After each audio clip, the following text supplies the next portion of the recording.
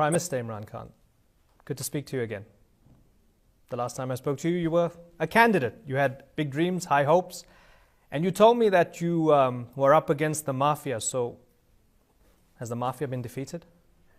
You know, this is very few times in when a status quo goes, an entrenched status quo which has been embedded in the society for 30 years.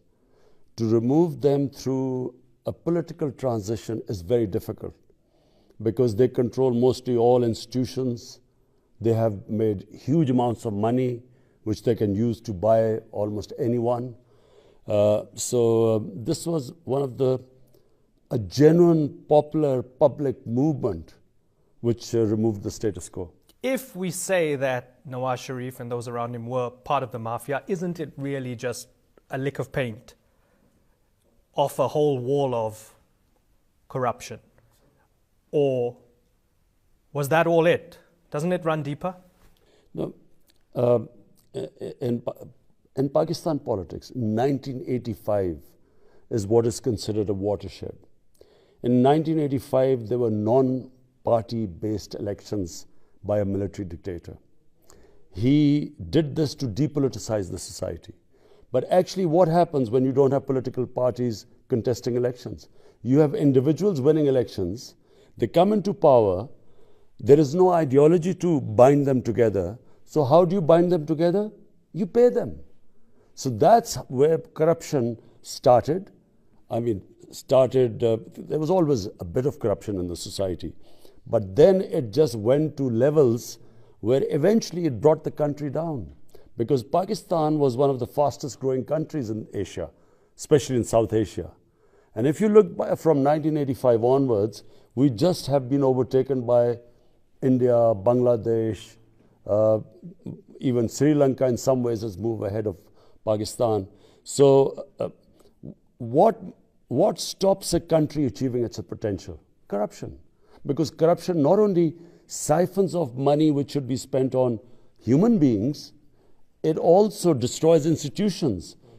I cannot make money until and unless I destroy the state institutions that are going to check my corruption. Fighting corruption, fantastic idea. There are those who look at it, you've been in power for a short period of time, and those who preceded you, Nawaz Sharif, the Sharif brothers, in jail, looks like Mr. Zardari could be in jail soon. There's an interpretation that this is justice and politics of the victor. All the old guys, just like they were coming after you, now you're going after them and the courts are going after them. All the corruption cases against Nawaz Sharif and against Asif Zardari, all of them started before my party came into power. The case in which Asif Zardari is stuck, it's about fake bank accounts where money was siphoned off from government funds into fake bank accounts and then money laundered out of the country. Now that investigation started in 2016, 2 years before we came into power. The cases against Sharif, the two Sharif brothers, all of them were before us. So none of the cases were initiated by us. And in fact, we haven't initiated any case at all as yet. All that has happened is that the state institutions are no longer controlled by the mafia. So they are independent to work. That's all that's happened. They are free now to go after anyone, no matter how strong, land grabbers, mafias, criminal politicians. The state institutions now are free to go after them. And that's what's happened. Because there are a lot of people who say Pakistan's courts have been notoriously slow and suddenly they're working efficiently when it comes to putting the former leaders in jail. Why were they slow? Because they were slow because the governments did not allow courts to function. The state institutions that were supposed to prosecute the criminals, the big politicians, those state institutions were controlled by the same politicians. So nothing was happening. So in our entire history, the powerful always got away. It was only the poor people, the weak people that got stuck in jails. So this is the first time, and that's the major change that has taken place in Pakistan. Those people who came into power, made billions, are now suddenly, the rule of law has got to them. The state institutions are now taking action against them. You came to Ankara. Tell me why Turkey is a natural ally and why you think there's a natural friendship and relationship here. Well, firstly, there's a history behind this. People of the Muslims of the Indian subcontinent always had this close tie with the Turks, and that started with the War of Independence, when Kemal Atatürk was fighting against foreign occupation, and when Turkey was fighting for its independence. So the Muslims of India, especially what is now Pakistan, they all supported financially, collected money, funds, sent them over to help their Turkish brothers. And since then, this bond has stayed. People in Turkey realized that what the Muslims of India did at that time. And the Muslims of India took a lot of pride in the way the Turks fought for their independence, because all the rest of the Muslim world was colonized. So Turkey remained the only independent Muslim nation. So that was the genesis of this mutual feeling of brotherhood. But also there are trading links between Turkey and Pakistan, and we want to enhance them. In fact, we have decided today that we are going to have a working group which will draw up for the next 5 years to 10 years how we are going to increase our trading, investing, and the two countries investing in each other, how we're going to help each other enhance our trade in these next 5 to 10 years. So business ties, economic ties, political ties, also a request from Turkey for Pakistan to take the Fethullah Gulen group more seriously and what they do in Pakistan. Did it take a while for Pakistan to be convinced of what was going on? Firstly, when the coup took place in Turkey, people of Pakistan stood with President Erdogan. And secondly, when the proceedings started in the courts, the courts took their time. And finally, the Supreme Court gave this verdict and declared them as a terrorist organization. And now those schools are going to be handed over to, I think, a Turkish charity it is. So they're taken away from them. There's a realigning, it seems, going on. And there was a fascinating relationship with the United States over the years. You were a major critic of that relationship between Pakistan and the US. You felt Pakistan gave too much and the US gave too little, or the US gave you guys too much trouble, and you bled for them, for their wars, right? Donald Trump was animated on Twitter. You replied to him on Twitter. Tell me what's going on, because he says he's looking forward to possibly meeting up with you. So is it all water under the bridge? Actually, Pakistan is to be blamed for the lopsided relationship with the US. Because, if a country wants to be used, others will use it. Pakistan, unfortunately, rather than fixing its economy and standing on its own feet, it, over the years, developed this dependency syndrome on aid, foreign aid and easy loans. But whenever you rely on other people for aid and loans, there's no free lunch. So you have to pay a price. And Pakistan paid a heavy price. In the 80s, we became a frontline state in the Afghan jihad.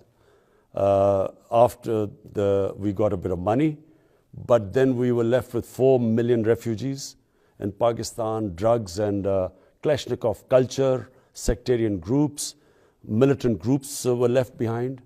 And then 9/11 comes and Pakistan again joins the US in its war on terror, when Pakistan had nothing to do with 9/11.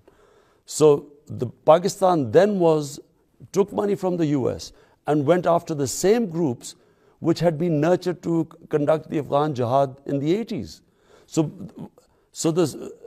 we witnessed chaos, terrorism of proportions that could have brought down a country. 80,000 Pakistanis died. We still are recovering from that awful decade where there were suicide attacks daily and every institution was threatened. So Pakistan paid a huge price. And all I'm saying is that from now onwards, Pakistan is not going to fight anyone's war. It's not going to be treated like a hired gun, paid to do someone else's job. Our foreign policy will be what is good for people of Pakistan. And we think that rather than what was the previous mantra of doing more, we were always expected to do more. Now Pakistan is going to be an ally in peace. We're going to do our best to help Afghanistan have a peaceful transition, have a political settlement. That's what Pakistan should do. But we're never going to participate in someone else's war again. The Afghans and the Americans still say the way you can help is by stopping support for the Taliban and Haqqani network in Afghanistan. That's how you can contribute to peace. Anyone who says that is just fooling the people. They're not fooling themselves, but they're fooling the public opinion. How can 3,000 or 4,000 Haqqani group be the reason why 150,000 NATO troops plus 200,000 Afghan troops could not win in Afghanistan in 16 years? How could it be possible? I mean, if there were large number of people going from Pakistan into Afghanistan to do fighting, there's so much surveillance. There are drones. You can spot them. You can actually spot one person crossing the border. So Pakistan was scapegoated. We were made scapegoats for a very, one of the most ill thought out policy in Afghanistan. I mean, it was a one-dimensional military approach to solving the Afghan issue. And everyone knew they were failing, and they compounded failure by sending in more troops, surge, everything failed. So the only thing Pakistan should do now is what I've advocated for a long time. There is no military solution in Afghanistan. Fortunately, everyone recognizes that now. And what Pakistan can do is do its bit, along with the neighbors of Afghanistan, to get the Taliban to sit with the Americans and Afghan government and have a political settlement. When we were in Islamabad just over a year ago, Tehreek-e-Labbaik Pakistan shut down the capital. We interviewed them on the streets. They were very confident. They had a feeling that when they were angry, the government had to listen. After Asia Bibi was ordered released by the Supreme Court, they flared up again. You didn't blink. And now their leadership's in jail on terrorism charges and so on. What's that going to tell us about your leadership and your premiership moving forward when it comes to those groups? There is no way the state can be held hostage to people who refuse to follow the orders of the Supreme Court. The case of Asia Bibi is a tragic one. It's where she was in jail, and then the Supreme Court of Pakistan found that she was innocent. Now, this one particular group refused to accept the Supreme Court's decision. Now, if in a society the Supreme Court's decision is not accepted, it's basically the end of a civilized society. Then there's no rule of law. So we tried our best, we talked to them and did everything. Eventually, the state had to take action. It seems as if there was a small compromise to be made at around about the same time, which was your nomination for a financial advisor or finance ministry advisor who happened to be an Ahmadi, and because you didn't want the trouble, it was rescinded because you don't want to open up that Pandora's box. Is that the way politics has to be played in Pakistan? Look, at the moment, Pakistan faces multi-crises. Fortunately, Pakistan is getting out of all the crises. the biggest crisis we faced was a current account deficit. We were left with a record deficit. Our foreign exchange reserves were low. We were barely able to pay 3 months of our imports. We were going to default on our foreign borrowing. So that was the immediate crisis. But there were other crises. There was institutional breakdown and so on. So when you wake up in the morning, you have to pick which of these challenges am I going to take on first. You have to prioritize your challenges. And there's no government in the world which faces multi-crises and then takes on all of them at the same time. There will be time to take on other crises which we are facing. But at the moment, the main crisis was our economic one. And I'm very pleased to say that in these 4 months, we have stabilized. And now we are moving on to increase our exports, to increase our foreign remittances, and then, above all, to increase investment in Pakistan. And that is critical for job creation and our, boosting up our foreign exchange reserves. So the most important thing was the economy. But there are other areas which need attending to, and which we are doing, but which will gradually take time. So the short answer is, you don't pick all your fights at the same time. Understood. I have 2 more questions for you. And I know you're tight for time. So related to needing investment, boosting the economy, addressing, reviving the economy, getting people to work, CPEC, China's Belt and Road Initiative. You might not like this question, but I'm going to ask it anyway. I saw in your communique with President Erdogan, you spoke about support for the Palestinian people, for example, reaffirming support for the Palestinian people. You're doing business with China. Does that mean you can't criticize them when it comes to what they're doing to the Uyghurs and putting possibly 1 million Uyghur Muslims in re-education camps that look like concentration camps? I do not know the exact situation of this. Frankly, I just have to tell you the truth. In Pakistan at the moment, since we've been in power, 4 months, I've taken 5 days off.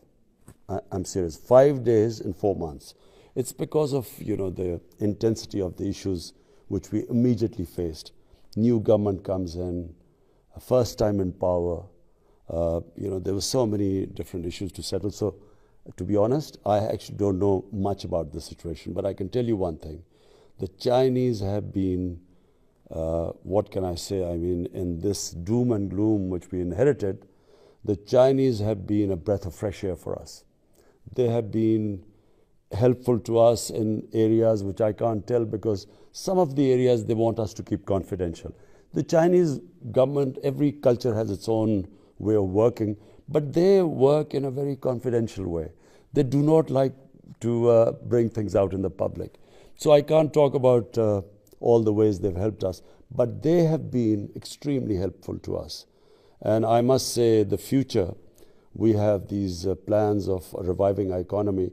China is going to play they're going to play a huge part, because we have these special economic zones, we have cooperations in agriculture, investment in Gwadar. So, if it's going on, would you criticize it? If it can be proved to you that it's going on? If it is, I would deal with it in a different way with the Chinese. I would approach them and speak to them confidentially. I would never talk about it in public, because that's how they are. Final question. Kartarpur corridor has been opened up. Sikh pilgrims crossing that contentious border. 70 years of history for families and so on. It's seen as an olive branch from your end. Modi's government's not so keen on your intentions for it, even though some in India are seeing it as a thaw. What's your message to Prime Minister Narendra Modi of India? Well, it is, apart from this Kartarpur, I have already asked the Indian government, specifically Prime Minister, that look, you come 1 step towards us, we'll come 2 steps towards you. 2 nuclear-armed countries cannot think of war. They should not even think of Cold War, because Cold War can turn hot at any stage, and you do not take a chance when two countries have nuclear bombs. So the only other option is to solve your issues through dialogue. Unfortunately, we have been rebuffed so far by India. And I feel the reason is the Indian elections in April. And since the elections are coming in, I feel that this anti-Pakistan rhetoric gets votes to BJP, which is Narendra Modi's party. And I have to say that I'm disappointed. But again, I reiterate, two nuclear-armed countries should never think of sorting out their differences through war. It's suicide. And we will keep trying. The problem at the moment is also Kashmir. Apart from the Indian elections, it's Kashmir. Now in Kashmir, the Indian brutality in the last year has just been mind-boggling. They have been killing, shooting at boys, blinding them with pellet guns. They have killed, I don't know, about 500 people in a year. And all they're doing is they're alienating the people of the Kashmir Valley. And, and also this hatred against the Indian, because when they kill people, there's a reaction. So what India is doing is it's palming off this reaction on Pakistan. Whereas now everyone recognizes, even the United Nations, they recognize that now it is an indigenous struggle. And the solution does not lie in brutality of your security forces. Solution lies in dialogue, and there is a solution there. But it is not with violence. Prime Minister Imran Khan, pleasure talking to you. Thank you so much, sir. Thank you.